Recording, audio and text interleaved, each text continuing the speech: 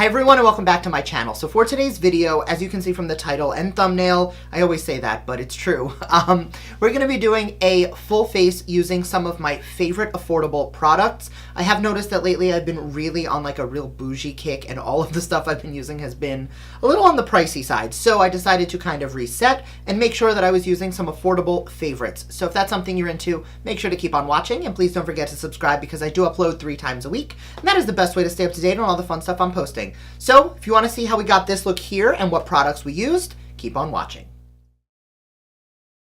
So I did already prime my lids with my MAC Painterly Paint Pot, which is going to be the only not affordable product I'm using just because I have yet to find the perfect eyeshadow base that does not crease on me at an affordable price point. Like, that is the only thing that works and I've tried a million things. So I'm going to jump right into everything else. So I'm going to start with the Sephora Beauty Amplifier. I know that it is Sephora, but it is at like a drugstore price point. It's only like, I think 10 bucks, 12 bucks.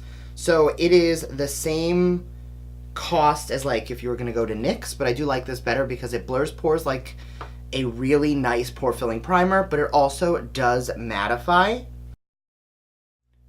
For foundation, I'm gonna be mixing 2, and I've really been liking the combo of the Conceal and Define mixed with the Maybelline Superstay. I, for the longest time, have loved both of these. They were actually the 2 drugstore foundations that I mentioned in my yearly favorites video this year. However, I, up until about a week ago, had not tried them mixed together.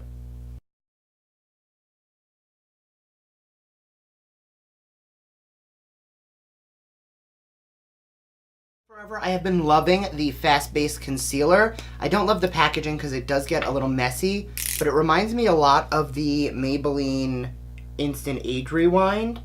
However, I find that it's a little bit less like overly pigmented. The one thing I don't love about that concealer is it feels very heavy. This one I find, it reminds me a lot more of the Charlotte Tilbury, I can't even remember what the hell it's called, but the pen clicky highlighter brightener, and it definitely blends out much nicer, similar to the Charlotte Tilbury. So I do really like the way that this has a nice finish. I just don't love the sponge applicator, but for the formula, I'll use it anyway. So to set that down, I'm going to dip into my RCMA No Color Powder, a very old favorite of mine, and a powder that I've really been neglecting.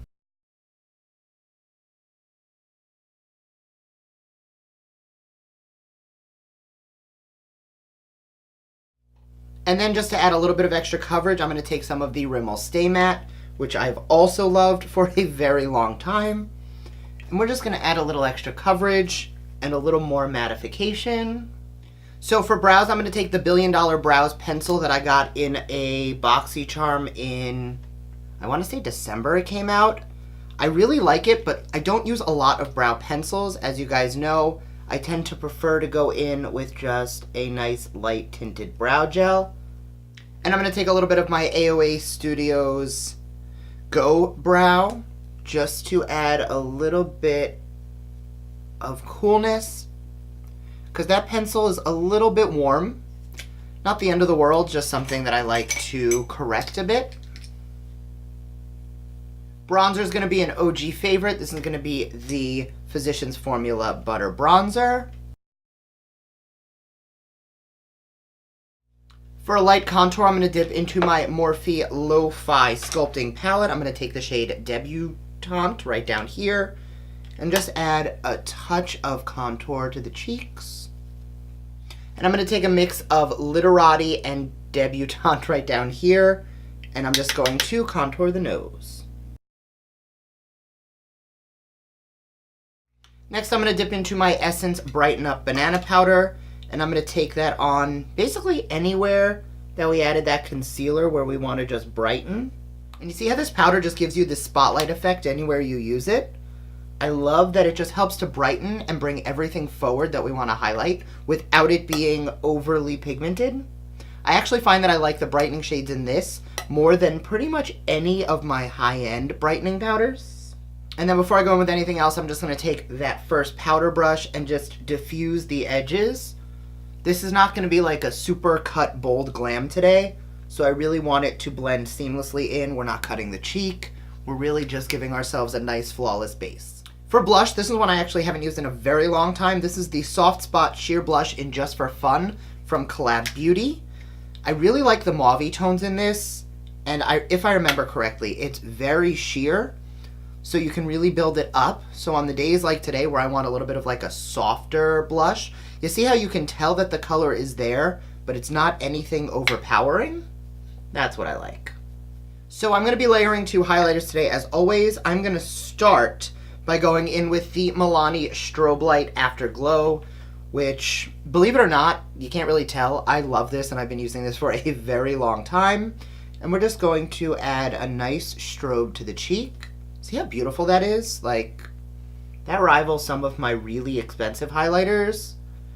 And we are going to take that all the way around the orbital bone. And then going back into my blush brush, we're just going to kind of blend that into the blush because we don't want it to be super harsh. We want it to be this soft gradient.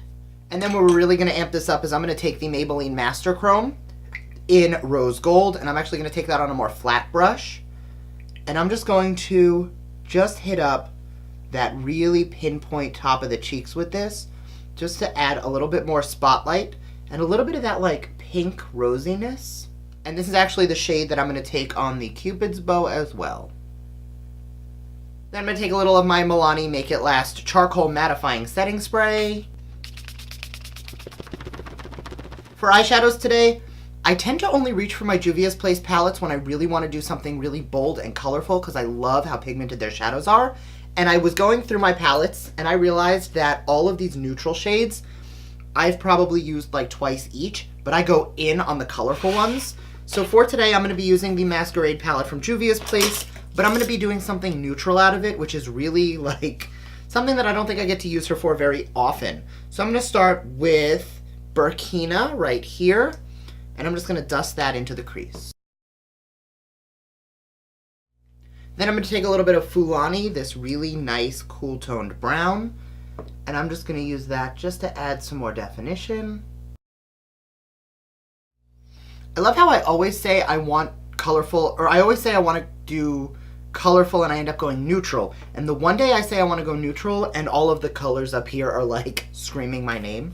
But I'm going to do what I said I was going to do. So I'm going to take a little bit of Dahia, D-A-H-I-A, however you pronounce that, right down here. And I'm actually going to take that right on my finger and I'm going to press that over the lid.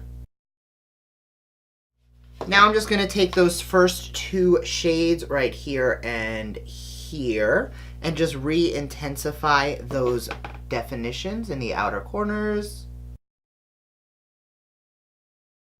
Next I'm going to go into Giza, the really frosty shade here, and I'm actually going to take that a little bit on the inner portion of the lid, and I'm going to actually take that on the brow bone and the inner corner. Now I'm going to take a tiny bit of like a purple liner in the waterline. This one's from Makeup Geek. Kind of in the middle of affordable versus not because it is sold at Target, but their price points are a little higher than Drugstore, but I'm going to count it.